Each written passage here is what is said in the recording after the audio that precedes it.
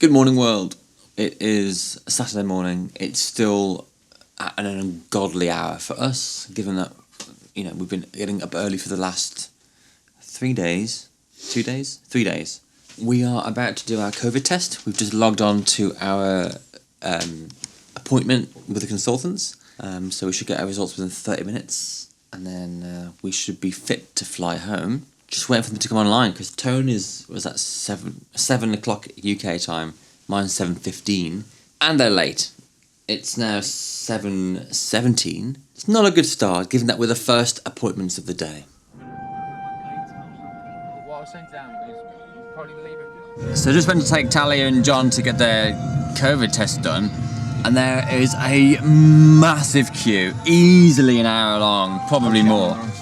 But luckily, it was the wrong queue, because they've got 2 queues, one for PCR, one for the antigen. Luckily the UK only need antigen, so that wasn't really a queue, was it? No. Straight in, straight out, so that was good. Otherwise we'd be here for ages. Over an hour. Ages.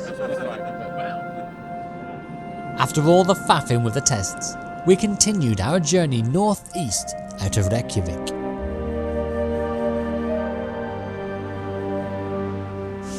Don't kill us. No, yeah.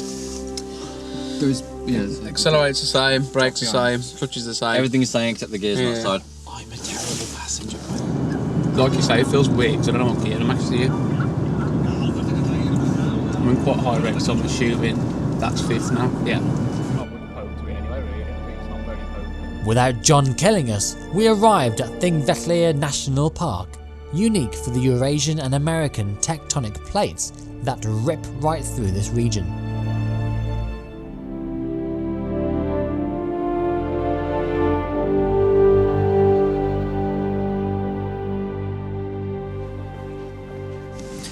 I'm pretty much in constant pain because both my heels have blisters, and with every step I take you can just feel pressure on them, and it's just like someone constantly poking a bruise, really hard.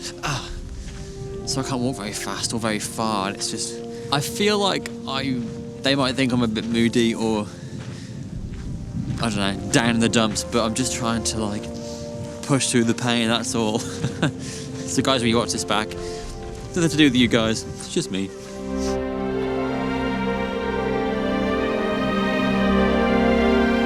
Thingvellir National Park is a protected UNESCO World Heritage Site that spans approximately 240 kilometres squared.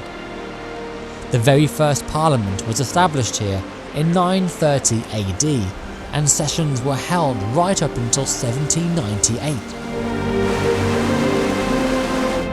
Due to being positioned on the fault lines of 2 continents, this area is no stranger to earthquakes.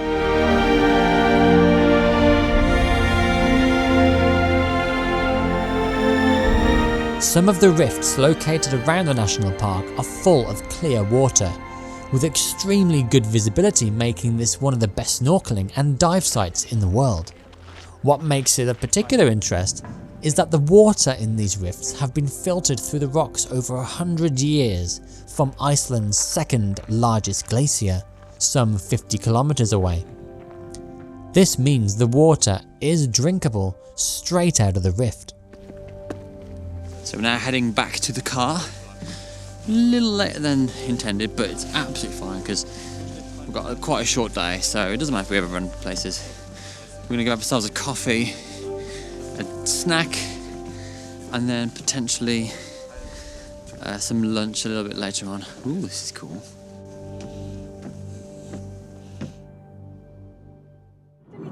Our next destination is the majestic Gullfoss Waterfall, located an hour's drive from the national park.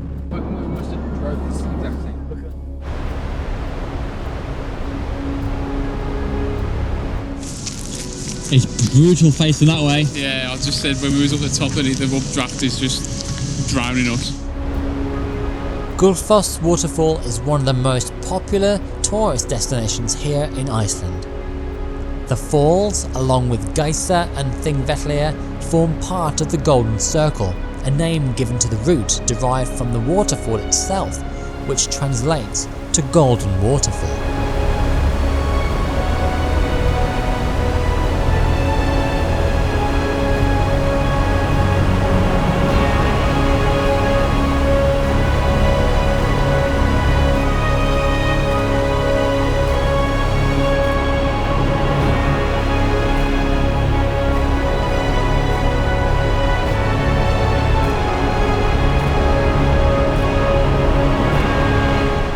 Here we are at Gullfoss Waterfall.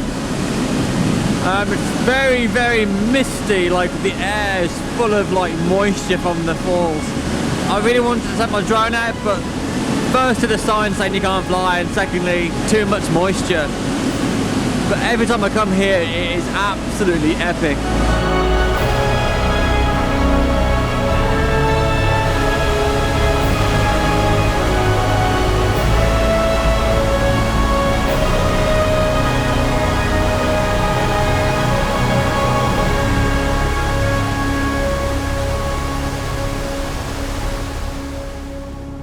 After our hike back to the car, we drove 10 minutes down the road to Geyser.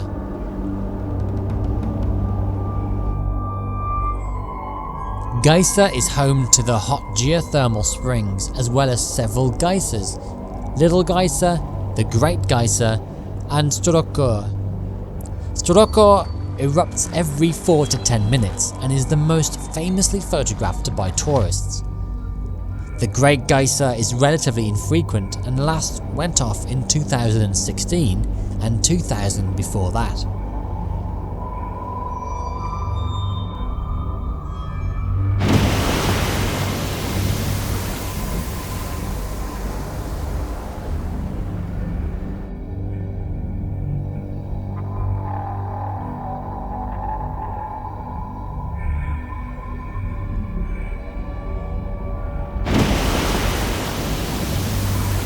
The steam continually emitting from the area transforms this landscape into a dramatic one, and the pulsing water from the geyser's source just teases an upcoming eruption.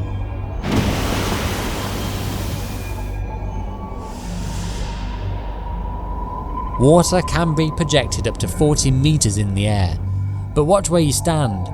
Those downwind of the projection might find hot water raining on them.